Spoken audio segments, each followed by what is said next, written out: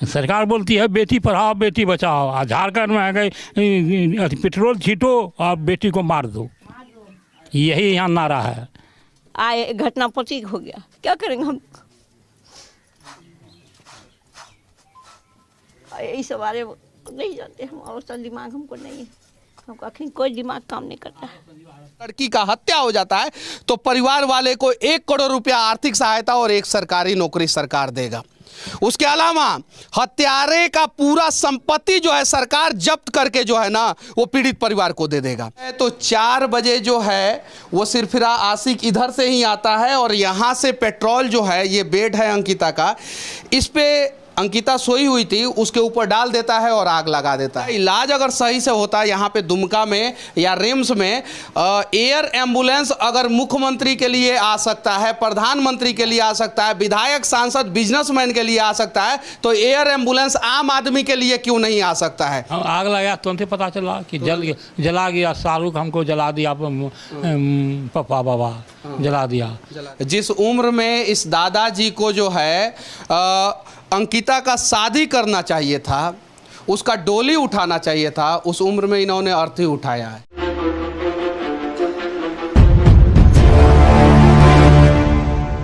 झारखंड के दुमका जिला का ये वही मनहूस घर है जिसमें अंकिता रहती थी, और एक सरफिरा ने रात के 4 बजे उसके ऊपर पेट्रोल छीट दिया, उसको पूरी तरीके से जला दिया।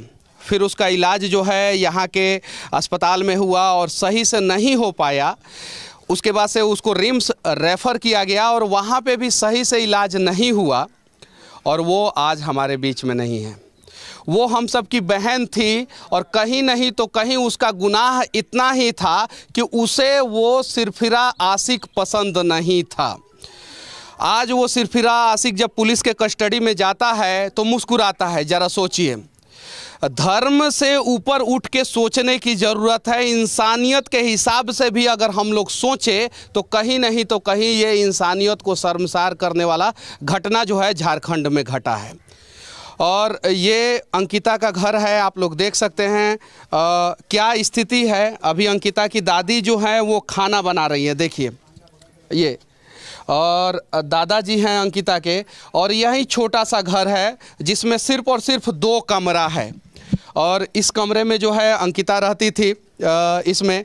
और रात के 9 बजे फ़ोन आता है कि ज़बरदस्ती मैं तुमसे बात करना चाहता हूँ या और भी बहुत सारी चीज़ें, और वो जब नहीं मानती है तो 4 बजे जो है वो सिरफिरा आशिक इधर से ही आता है और यहाँ से पेट्रोल जो है, ये बेड है अंकिता का, इस पे अंकिता सोई हुई थी, उसके ऊपर डाल देता है और आग लगा देता है। और ये बेड जो है वो खिड़की से सटा हुआ था। दादाजी हैं अभी हमारे साथ। क्या नाम हुआ आपका? हमारा नाम अनिल कुमार सिंह है। अच्छा, कितने बजे का घटना है? ये 4:30 बजे सुबह का है। 4:30 बजे सुबह का है। अच्छा, 23 तारीख को। उस समय आप कहाँ सोए थे? हम थोड़ी इस रूम में थे, हम और बेटा दोनों सोए। बेटा दोनों सोए हुए थे, और अंकिता इसमें सोई? हाँ। और बाकी कोई घर का परिवार? दादी और पोता यहाँ खटिया घींच देते हैं। हाँ। पंखा चलता है सामने में। हाँ। यहाँ सुतती थी, चौकी घींच के सोते थे। हाँ। तो वो जब आया तो आग लगाया, तो आप लोगों को कब पता चला? हाँ, आग लगाया तुरंत पता चला कि जला गया, शाहरुख हमको जला दिया, पापा बाबा जला दिया। हाँ, उसके बाद हम लोग कहे कि गैस में आग लग गया। क्या हुआ?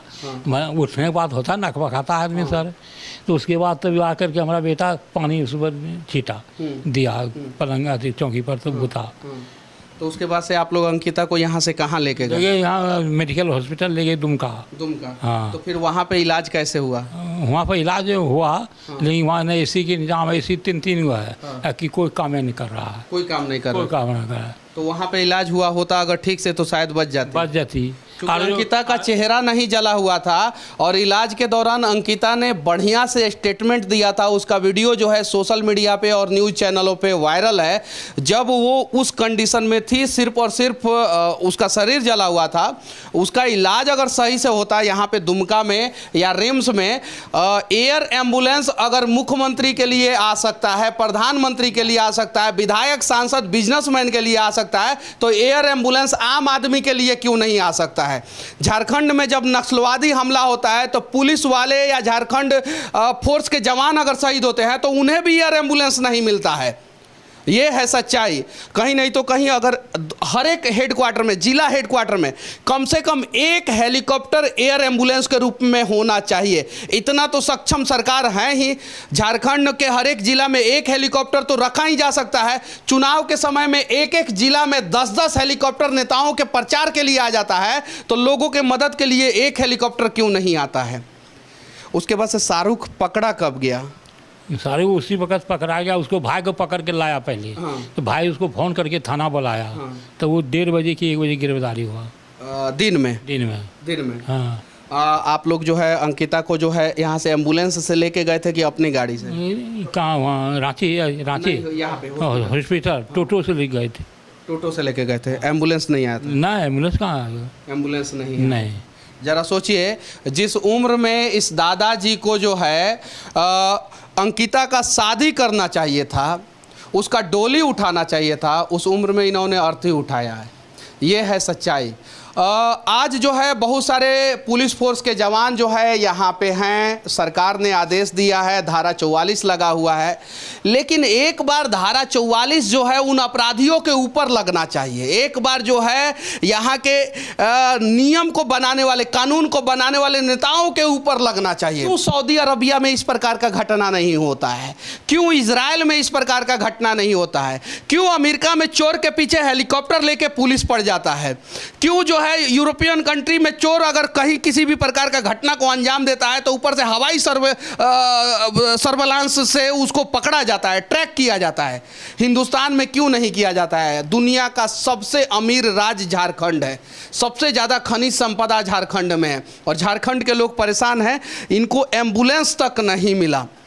और एक नियम लगना चाहिए, इस प्रकार का घटना कहीं भी घटे तो कम से कम, ऐसा तो घटना नहीं चाहिए, लेकिन घटना घटे तो 24 घंटे के अंदर अंदर सरकार जो है अपराधी को पकड़े, अपराधी के पूरे संपत्ति को जब्त करे, और जो पीड़ित परिवार है उनके परिवार के एक परिजन को सरकारी नौकरी और 1 करोड़ रुपया आर्थिक सहायता कम से कम दे सरकार। हमारा जगह जमीन बेच के कैंसर में निमन किए, निम्नो नहीं हुआ। 2.5 साल बम्बई में लेकर रहे मेरा बेटा, उसका इलाज कराए, चंदा उंदा दे के तो उसको घर लाए तो मर गया वो। 1.5 साल मर रहा हुआ, आए घटना प्रतीक हो गया। क्या करेंगे हम? इस बारे नहीं जानते हम, और तो दिमाग हमको नहीं है। हमको आखिर कोई दिमाग काम नहीं करता, कोई दिमाग हमको काम नहीं करता। दुलारी पोती था, पढ़ने का उसको बहुत शौक था, कुछ नहीं था। ये अंकिता की दादी हैं। और वो बाबा है, वो आगिंदी है। अंकिता की माँ नहीं थी? माँ नहीं है, तो कैंसर में मर गया। 1.5 साल हो गया मर रहा। अगर हमारा समाज सही हो जाए तो शायद जो है इस प्रकार की घटना 100% नहीं रुकेगी, लेकिन 90% घटना इस प्रकार का रुक जाएगा। उसके लिए समाज के सभी लोगों को जागरूक होना होगा।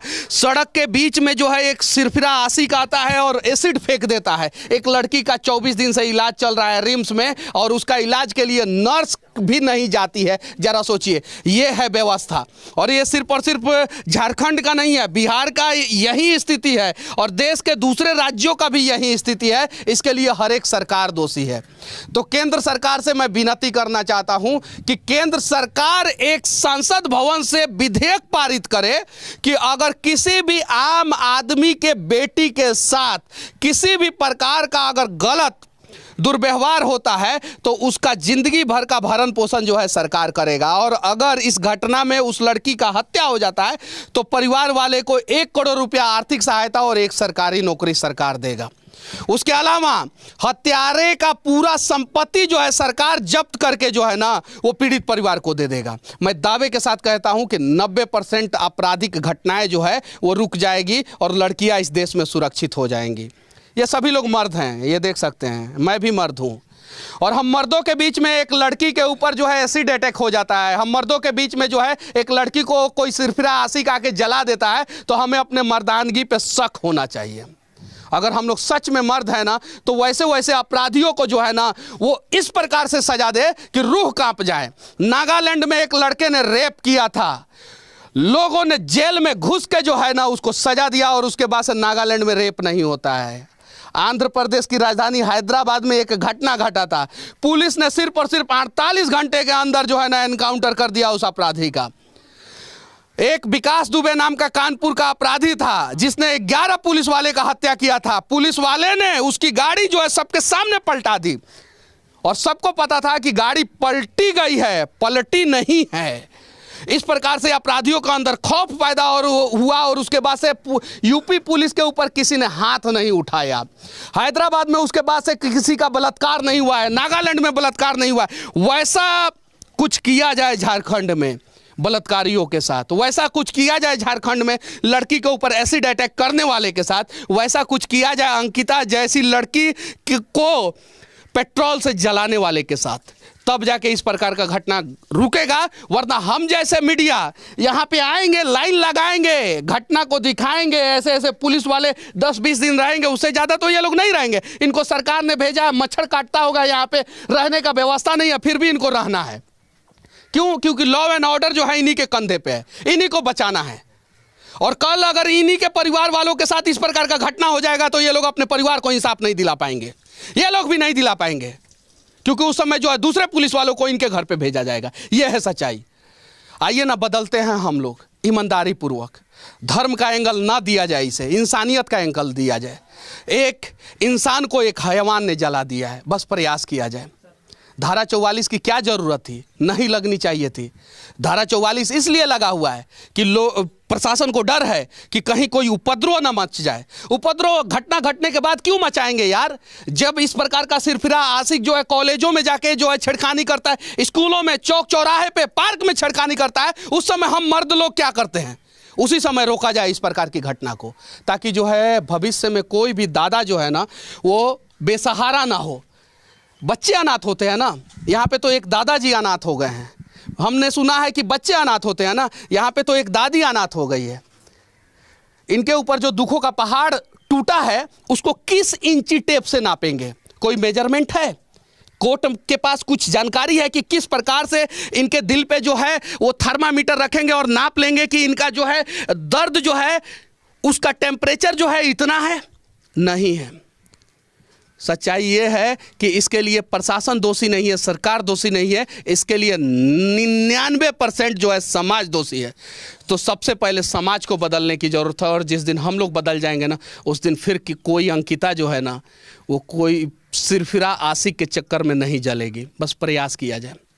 और हाँ, झारखंड के लोगों से विनती करना चाहता हूँ कि मदद कीजिए इस दादाजी का।